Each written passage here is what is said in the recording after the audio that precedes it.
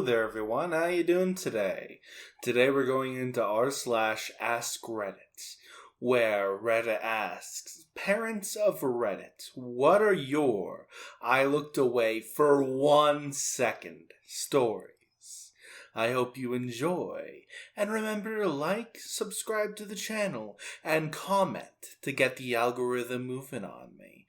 It gonna be schmovin'. Anyway, without further ado, let's get started. I was round at my buddy's place. He had kids about 7 and 5. Both were super nice family. We were sitting in the garden with a beer.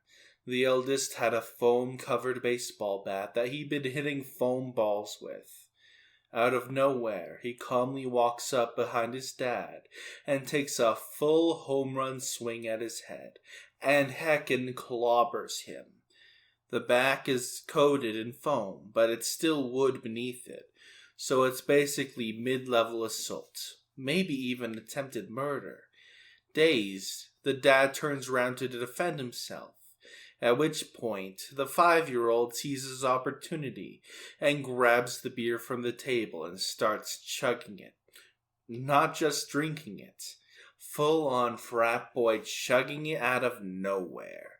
In the 3 seconds it takes me to recover from the shock and reach across the table to stop him, the kid drank about 2/3 of the bottle. Not much for an adult, but a heckin' skinful for a kid weighing about 1 stone.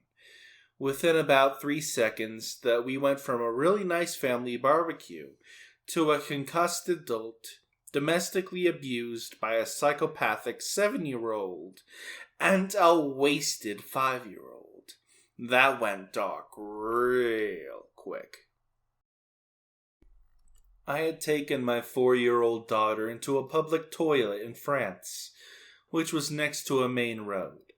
As we left, I let go of her hand for a split second, and as I looked away to close the door behind us.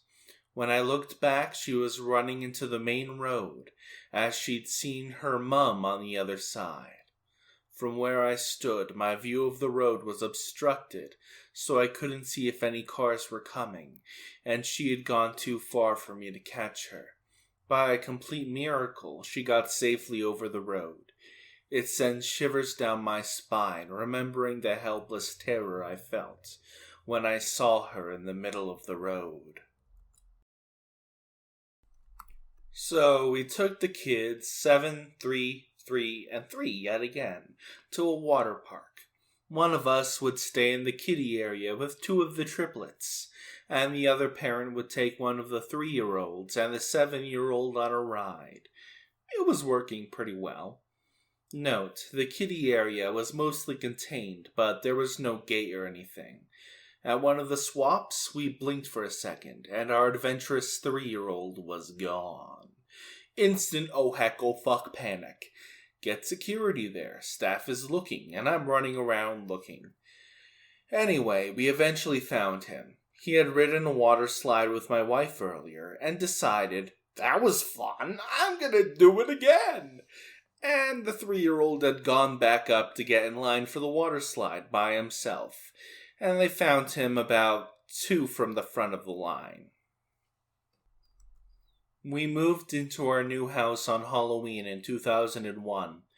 Most of the heavy lifting was done, so the wife decided to begin unpacking the important stuff, and I would take our 8-year-old daughter out trick-or-treating. We stepped outside, and I realized I left my phone. Standing on the front porch, I tell her, "Don't move.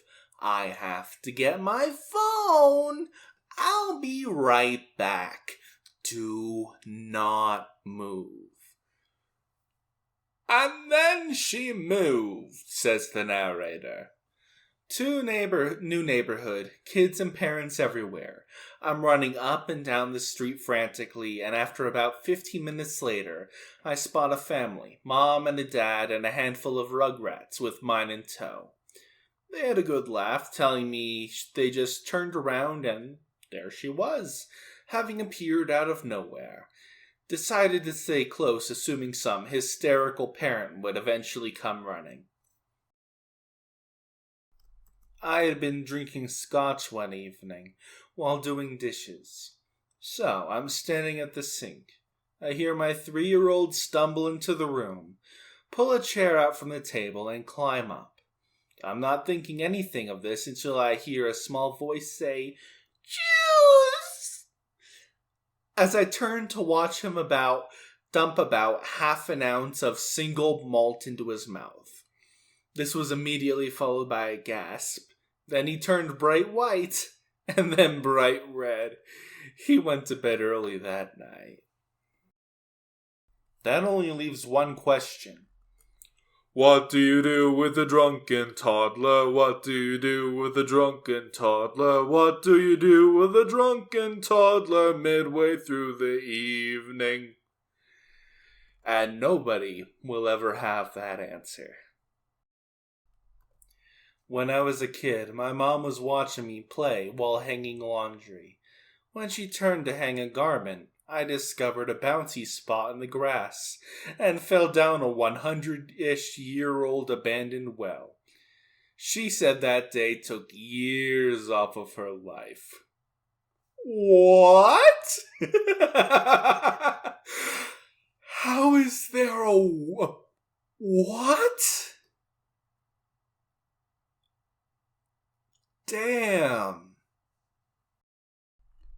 When my daughter was little, probably around 3, she went with me to shop for some tools. I turned away to look at something and heard behind me, "Daddy, what's this?" Honey, that's an axe. Please give it to me." She did, and all was well, but I'm glad my wife wasn't there. She would have panicked. My son was 3. We were leaving Target. He left my sight as I was adjusting my bags. Maybe 2 seconds, tops. He was gone. I tried to act cool, but my true crime podcast obsession got the best of me. The store locks down. We are all looking for him. People are checking cars outside. I'm calling my son's name louder than any intercom system, and we were just about to call police.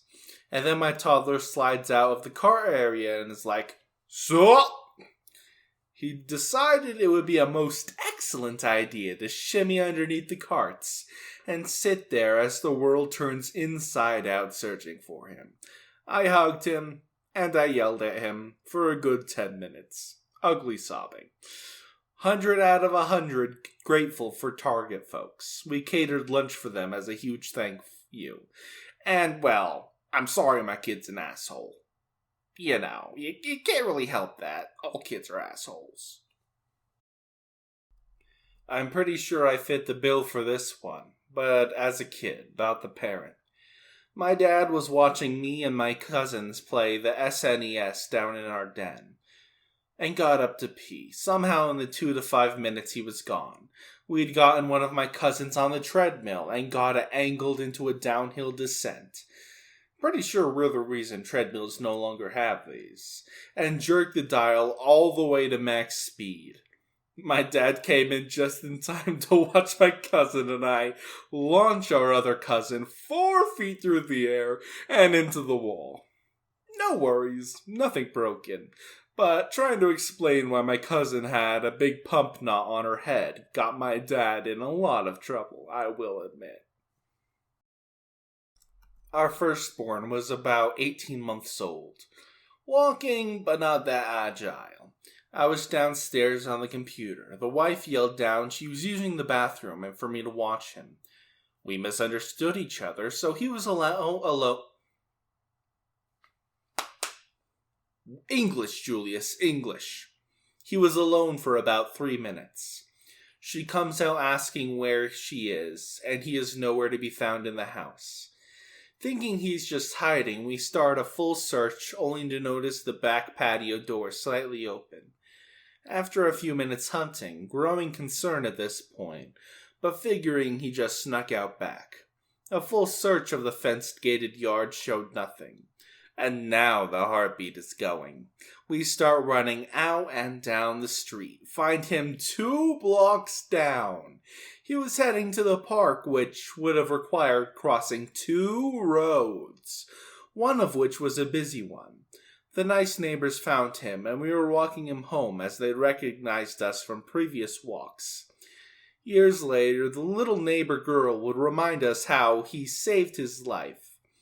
Needless to say, child locks went on all the doors in the house after that. Now for the last one, I've got a personal story to share. My grandmother raised me, right? I was, quite literal to a fault. You know, the autism be real. You know how it be. So, I was outside getting ready to go to the pool. My grandmother asked me to get changed to go to the pool. You know, that sounds reasonable, right? Any reasonable person would go inside and get changed. I'm not a reasonable person. I took my pants and shirt off outside in the front yard and got changed right there as my grandmother was freaking out. It was, looking back on it, hilarious, but I feel bad for her in the grand scheme of things. Anyway, that's all for today's video. I hope you enjoyed. Remember to comment on today's video, like, and subscribe to the channel to help the algorithm get us to more people.